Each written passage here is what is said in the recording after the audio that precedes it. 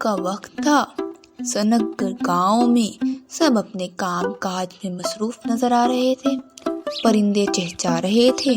خوبصورت شام، چائے کا وقت، اور ددو اپنے بچوں چھوٹو اور ڈھولو کے ساتھ باہر آنگن میں بیٹھے اپنی زندگی کے مزیدار قصے سنا رہے تھے، اور بچے بھی ان مزاحیہ قصوں سے لطف اٹھا رہے تھے۔ ڈھولو نے ددو سے کہا، ددو جی، آپ نے اپنی زندگی سے بہت کچھ سیکھا ہے، آج ہمیں بھی کوئی مزیدار سا واقعہ سنائیں، اس کو سن کر ہمیں مزہ بھی آئے اور ہم اس سے کوئی سبق بھی حاصل کریں۔ ددو نے کہا، ہاں ہاں میرے بچے، تم نے بالکل صحیح کہا، آج میں آپ دونوں کو ایک شیطان کے بارے میں بتاؤں گا جس کو میں نے بہت مزہ چکھایا تھا۔ بچے خوشی سے بولے، وہ کیا ددو؟ اتنے میں داروغہ نے دروازے پہ دستک دی۔ کیا حال ہے بچوں؟ ڈھولو نے کہا، ہم سب ٹھیک ہیں۔ ددو نے داروغہ سے کہا، آؤ آؤ بیٹھو، تم اچھے وقت پر آئے ہو، لو چائے پیو اور میرا ایک قصہ سنو۔ داروغہ ہنستے ہوئے کہنے لگا، قسم پہاڑی والے بابا کی، واہ واہ، ہم تو اچھے ہی وقت پر آتے ہیں ہمیشہ۔ چھوٹو ڈھولو اس کو دیکھ کر مسکرا دیے اور کہنے لگے، چلیں ددو اپنی کہانی کا آغاز کریں۔ ددو نے سوچتے ہوئے آسمان کی طرف دیکھا اور کہا، یہ میری کہانی ہے۔ جب میں 18 سال کا تھا، میں کسان کا کام کیا کرتا تھا۔ ہر طرف سرسبز و شاداب کھیت تھے، دور دور تک فصلیں ہوا سے لہرا رہی تھیں۔ کسان کھیتوں میں کام کر رہے تھے اور خوشی سے گنگنا رہے تھے۔ کچی سڑک پر میں بیل گاڑی لیے گزر رہا تھا۔ گاڑی میں میں نے گنے لادے ہوئے تھے جنہیں میں نے قریبی شہر کی منڈی میں بیچنے جانا تھا۔ بیل کے گلے میں باندھے گھنگرو کی آوازوں سے دور دور تک موسیقی پھیل رہی تھی۔ جب میں آم کے باغ کے گرد آیا اور دریا کے قریب پہنچا تو یہ دیکھ کر حیران ہو گیا کہ دریا کا پل اپنی جگہ سے غائب ہے۔ میری گاڑی روکنے اور آنکھیں مل کر دوبارہ دیکھ لینے پر بھی پل کہیں نظر نہیں آیا تو میں پریشان ہو گیا، آخر یہ پل کہاں گیا؟ وہ پل پرانا تھا لیکن بہت مضبوط تھا اور اس کے ٹوٹنے کی تو کوئی اطلاع بھی نہیں ملی تھی۔ اچانک جھاڑیوں میں سرسراہٹ ہوئی اور ایک جن نما آدمی آتا دکھائی دیا۔ اس کا چہرہ بہت خوفناک تھا، بال بڑے ہوئے تھے اور الجھے ہوئے تھے۔ اس نے آنکھوں پر ایک عجیب سا چشمہ بھی لگایا ہوا تھا۔ میں نے اس آدمی کو پکارا، سنو، یہاں جو پل تھا وہ کہاں گیا؟ آدمی مجھے گھورتا ہوا قریب آیا اور بولا، ارے پل کو کہاں جانا ہے، وہ رہا سامنے۔ میں پریشان، مجھے کیوں نہیں دکھائی دے رہا؟ میں نے کہا، مذاق نہیں کرو، مجھے بتاؤ پل کدھر ہے؟ آدمی دریا کی طرف اشارہ کرتے ہوئے بولا، یار وہ رہا بھائی، تمہیں یقین نہیں آ رہا تو یہ لو میرا چشمہ لگا کر دیکھ لو۔ میں نے اس کا چشمہ پہنا اور یہ دیکھ کر حیرت زدہ رہ گیا کہ اس میں تو پل صاف نظر آ رہا ہے۔ میں نے چشمہ ہٹایا تو پل غائب ہو گیا۔ ایسے کیسے ہو سکتا ہے؟ آدمی نے چشمہ واپس لے لیا اور کہا، تمہاری آنکھیں خراب ہو گئی ہیں۔ میں اس کی بات سن کر خوفزدہ ہو گیا۔ میں نے اس آدمی سے کہا کہ مجھے گنے بیچنے منڈی جانا ہے، اگر تم یہ چشمہ تھوڑی دیر کے لیے دے دو تو میں پل پار کر لوں گا۔ آدمی نے کہا، میں تمہاری مدد ضرور کروں گا لیکن تمہیں میری 3 باتیں ماننی پڑیں گی۔ کیسی باتیں؟ میں تعجب سے بولا۔ میں تمہارے ساتھ منڈی چلوں گا، آخر تک ساتھ دوں گا۔ اس دوران تمہیں میرے 3 حکم ماننے پڑیں گے۔ اگر تم نے میرا کوئی بھی حکم نہیں مانا تو تم ہمیشہ کے لیے میرے غلام بن جاؤ گے۔ میں نے حیرت سے اس کی بات سنی اور سوچ میں پڑ گیا۔ مجھے فیصل بیچنے جانا تھا، اس کی جلدی تھی، لہٰذا مجبوراً میں راضی ہو گیا۔ اس نے مجھے چشمہ دیا اور میں پہن کر نکل پڑا۔ گاڑی آرام سے پل سے گزر گئی۔ میں نے چشمہ اتارا اور گھوم کر پیچھے دیکھا تو پل اپنی جگہ پہ موجود تھا۔ میری سمجھ میں تو کچھ نہیں آ رہا تھا۔ تم کون ہو؟ میں نے آدمی سے پوچھا۔ یہ میں بعد میں بتاؤں گا، اس نے جواب دیا۔ بیل گاڑی مناسب رفتار سے چل رہی تھی۔ تھوڑا ہی فاصلہ ہوا تھا کہ اچانک سڑک پر ایک ضعیف آدمی آتا نظر آیا۔ میں نے گاڑی روکنا چاہی لیکن گاڑی اس آدمی سے ٹکرا گئی۔ وہ لڑکھڑاتا ہوا سڑک کے کنارے جا گرا۔ میں اتر کے تیزی سے اس کی طرف بھاگا۔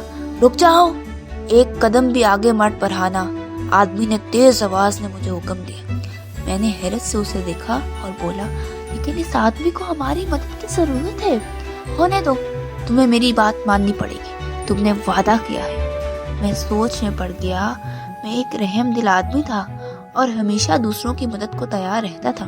اس ضعیف آدمی کے کڑھانے کی آوازیں بھی آ رہی تھی۔ وہ رو رہا تھا لیکن مجبوری تھی۔ آخر میں رنجیدہ سا گاڑی میں آ بیٹھا اور اس آدمی کے چہرے پہ مسکراہٹ آ گئی۔ وہ اکڑ کر بیٹھ گیا۔ منڈی پہنچ کر میں نے بیل گاڑی ایک طرف کھڑی کر دی۔ وہاں دوسرے کسان بھی اپنی فصلیں فروخت کے لیے آئے ہوئے تھے۔ کوئی آلو بیچ رہا تھا تو کوئی اور سبزی۔ جلدی ایک بیوپاری میرے پاس آیا۔ وہ گنے سے گڑ بنانا کرتا تھا۔ اس نے فصل دیکھی اور مجھ سے سودا کر دیا۔ پھر وہ کچھ رقم دے کر بولا، میرا گھر قریب ہی ہے، میں باقی رقم لے کر آتا ہوں۔ میں نے کہا، ٹھیک ہے، تم بے فکر ہو جاؤ۔ اس آدمی کو آنے میں کچھ دیر لگ گئی۔ اس دوران وہاں ایک اور شخص چلا آیا۔ اسے بھی گنے چاہیے تھے۔ وہ ان کا جائزہ لینے لگا۔ میں نے اسے بتا دیا کہ یہ گنے بک چکے ہیں، لیکن وہ اصرار کرنے لگا کہ فصل اسے بیچ دی جائے کیونکہ اس دن وہاں اور کوئی گنے لینے کر نہیں آیا تھا۔ میں نے اسے سمجھانے کی کوشش کی کہ سودا ہو چکا ہے اور ایک فصل دو آدمیوں کو نہیں بیچ سکتا۔ جب وہ باتیں کر رہا تھا تو اسی آدمی نے مجھے آواز دی اور بلایا۔ کہنے لگا، تم گنے اس آدمی کو بیچ دو۔ لیکن میں کیسے؟ میں ہکلا گیا۔ یہ میرا حکم ہے، تمہیں ایسا ہی کرنا پڑے گا۔ اس نے غصے سے بولا۔ میں پریشان ہو گیا۔ یہ بات بھی ماننی پڑی۔ بیوپاری تمام گنے اپنی گاڑی پر لاٹ کر لے گیا۔ میری فصل بک چکی تھی۔ اب صرف ایک کام باقی رہ گیا تھا۔ میرے پڑوسی نے مجھے کچھ پیسے دیے تھے کہ منڈی سے اس کے لیے گندم کے بیج خرید کر لے آؤں۔ میں بیجوں کی دکان کی طرف بڑھ گیا۔ آدمی میرے ساتھ ہی تھا۔ میں کئی دکانوں پر گیا لیکن سب جگہ خراب قسم کے بیج مل رہے تھے۔ میں نے بیج خریدنے کا ارادہ ملتوی کر دیا لیکن آدمی درمیان میں موجود تھا۔ اس نے مجبور کیا کہ میں خراب بیج ہی خرید لوں۔ میں نے پریشان ہو کر گردن ہلائی۔ مجھے یہ بات بھی ماننی پڑی۔ میں نے اس سے کہا، میں نے تمہاری 3 باتیں مان لی ہیں، اب تو میرا پیچھا چھوڑ دو۔ ہاں، تم مجھے پل سے پہلے اتار دینا۔ وہ مسکرا کر بولا۔ وہ بہت خوش نظر آ رہا تھا۔ پل سے پہلے؟ میں نے گاڑی روک لی۔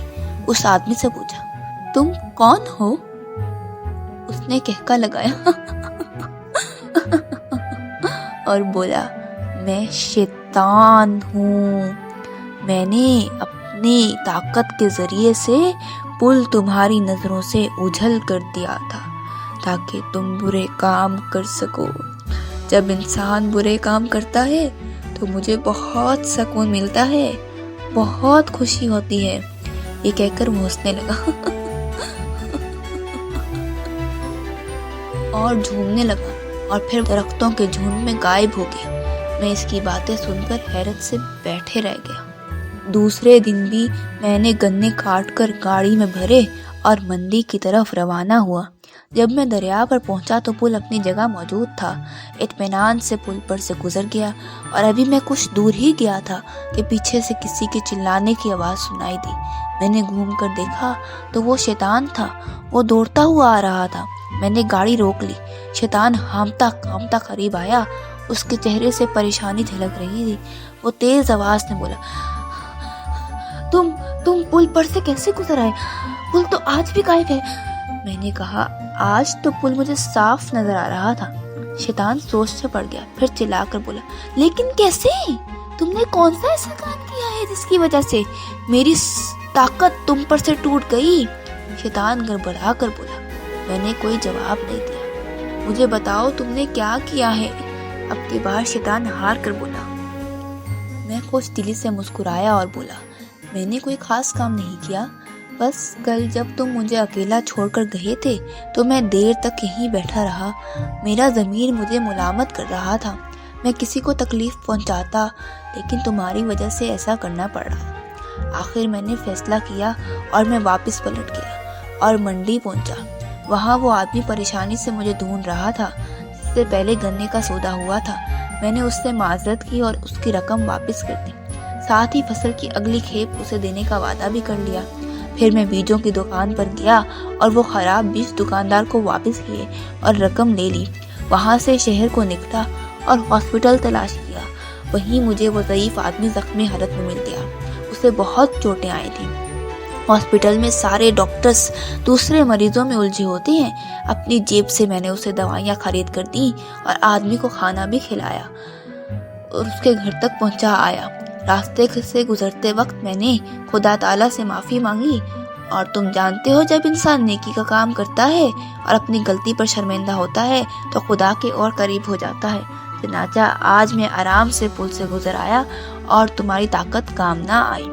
شیطان نے ایک بھیانک چیخ ماری اور غصے سے اپنے بال نوچنے لگا، پھر خود کو لعنت ملامت کرتا نشیب میں اتر کر درختوں کے جھنڈ میں غائب ہو گیا۔